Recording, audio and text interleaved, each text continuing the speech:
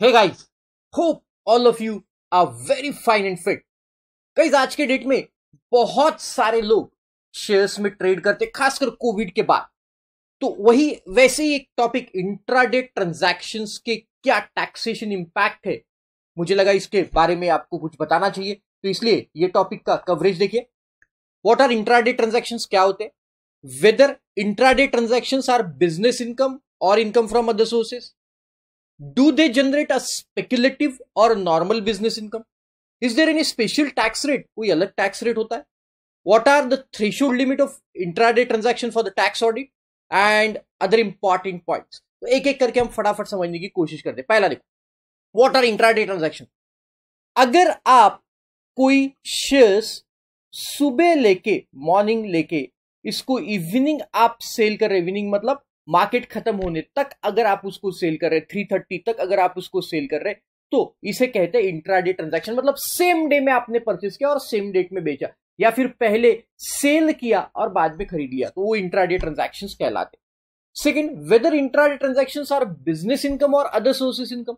Guys मेरी बड़ी clear opinion इसके ऊपर कि intraday transactions are business income, they are not to be treated in income from other sources. But अगर आपके बहुत सारे ट्रांजैक्शंस में से दो चार या इक्का दुक्का ट्रांजैक्शंस है जो इंट्राडे ट्रांजैक्शंस होते हैं आपके, उसको कुछ लोग अदर सोर्सेस में भी दिखाते हैं, तो उसमें कोई प्रॉब्लम नहीं है। But normally generally they would be treated as a business income. Do they generate a speculative income or a normal business income. Guys अब ये डिसाइड हो गया कि ये बिजनेस इनकम है, पर ये स्पेक्युलेटिव नेचर की है या नॉर्मल बिजनेस नेचर की इनकम है। कोई भी हो, आप कहेंगे कि बिजनेस हेड में तो टैक्सेबल हो रहा ना, गाइस ऐसे नहीं।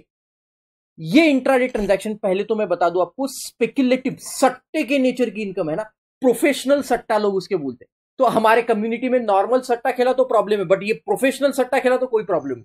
तो ये स्पेक्युलेटिव इनकम है, हमेशा याद रखना इंट्राडे वाली।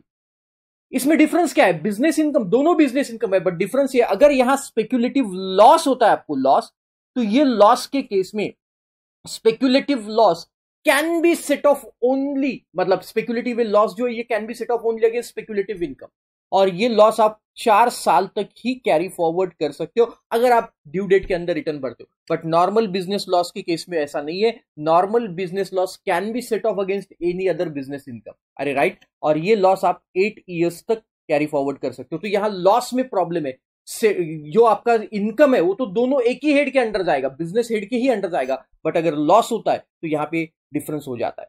Then is there any special tax rate for intraday transactions? No, absolutely not. अगर आपका इंडिविजुअल और एचयूएफ है तो आपको स्लैब रेट से टैक्स देना है। अगर आप फर्म हो, पार्टनरशिप फर्म या एलएलपी, तो आपको 30% से टैक्स देना है। और अगर आप कंपनी हो तो आपको 22%, 25% या फिर 30% के हिसाब से टैक्स देना, एज द केस में भी कौन से कैटेगरी में आपकी कंपनी फॉलो हो रही है। तो यहां कोई स्पेशल टैक्स रेट नहीं है। Then what is the threshold limit for the tax audit? Again जैसे हमने देखा था गाइस पहले कि ये टैक्स ऑडिट के लिए प्रॉफिट और लॉस दोनों का टोटल, जैसे आपका कोई इंट्राडे ट्रांजैक्शन में लॉस होता है और दूसरे ट्रेड में प्रॉफिट होता है, ये प्रॉफिट और लॉस का टोटल ये टर्नओवर माना जाता है, ये माना जाता है आपका टर्नओवर। मतलब आपने कोई एचडीएफसी का शेयर खरीदा 100 रुपए में और बेचा 90 रुपीज में, तो ये 10 रुपए जो लॉस हुआ, ये 10 रुपए लॉस आपके टर्नओवर पर्पज के लिए काउंट होगा। रिलायंस का शेयर आपने खरीदा 100 रुपए में, बेचा 110 में, तो ये आपका प्रॉफिट हुआ 10 रुपए, ये माना जाता है टोटल टर्नओवर आपका 20 रुपीज। तो प्रॉफिट और लॉस इज योर टर्नओवर। तो ये अगर आपका 1 करोड़ रुपए से ऊपर जाता है तो आपको कंपल्सरीली टैक्स ऑडिट करवाना पड़ेगा। हाउएवर अगर आपके टोटल रिसिप्ट्स 5% से नीचे, 5% से नीचे कैश में, या फिर टोटल पेमेंट्स जो है वो 5% से नीचे कैश में, तो आपको 5 करोड़ रुपए की लिमिट हो जाती है टैक्स ऑडिट की। तो ये 1 करोड़ से, गवर्नमेंट कहता है आप डिजिटली ट्रांजैक्शन करो सब, तो 1 करोड़ से बढ़ के 5 करोड़ हो जाते, right. Then next some important points, can we show the profit और loss of intraday transaction in capital gain?